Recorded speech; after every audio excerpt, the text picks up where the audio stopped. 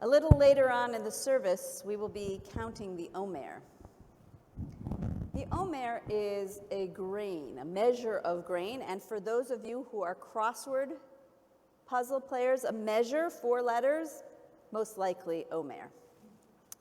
The omer is also this period between Passover and Shavuot of 49 days, or 7 times 7, a week of weeks.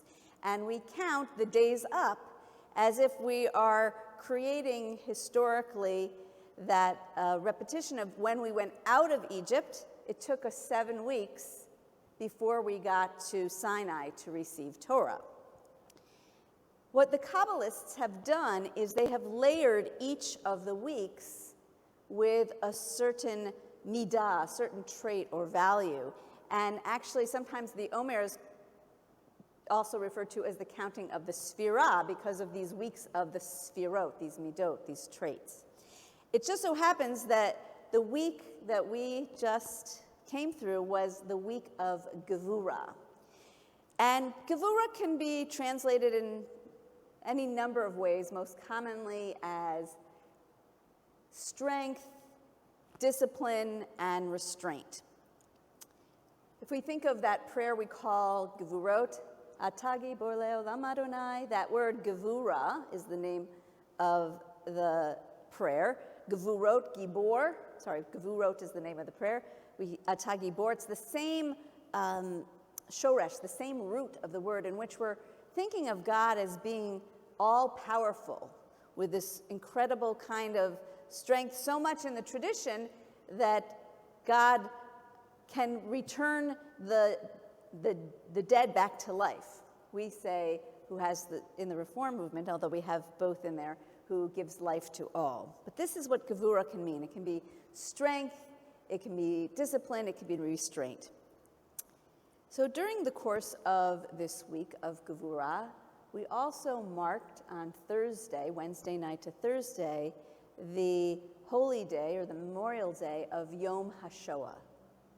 Now, Yom HaShoah in its full name is actually Yom HaShoah v'Hagevurah. So we hear that word, Gevurah, which is the past week in the Omer. And so we remember not only the destruction that happened during the course of the Shoah, we also remember the heroism of the day. So sometimes it's referred to in English as the Day of Remembrance of the Holocaust and Heroism. We think about ways that people, whether they died or survived, fought back, gave whatever strength they could in maybe an active way or a passive way. And one very interesting action that I learned about those Jews who were suffering the work of that was imposed upon them during the Holocaust. One way that they exerted Gevurah was when, if you were to, just by a show of hands, how many of you have either been to Auschwitz or seen the gate that when you enter either a photo or a movie, it says Arbeit macht frei. So many of you are familiar with that, work will set you free. I learned one time that the letter B in Arbeit macht frei, and now you're going to have to go back and look at the pictures, is actually upside down.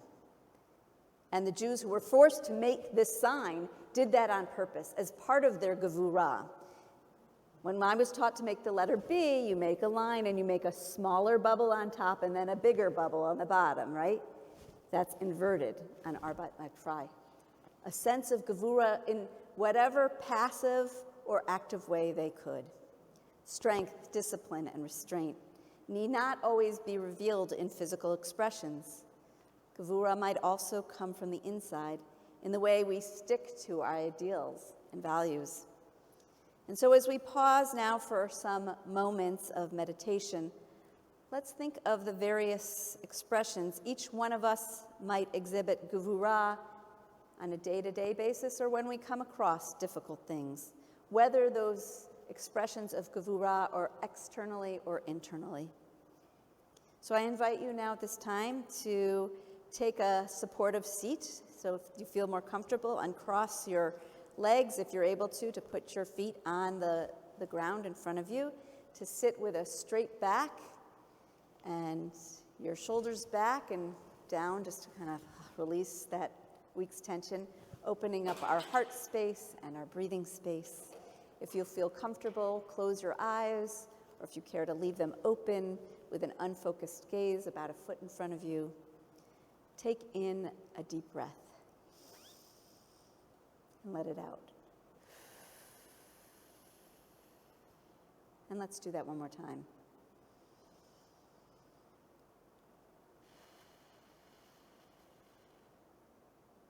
As we continue to breathe normally, and as you breathe in, think of the ways that you might express Gevura internally. And as you breathe out, think of the ways you might express Gevura outwardly, as we reflect on this past week's midah of the Omer, Gevura.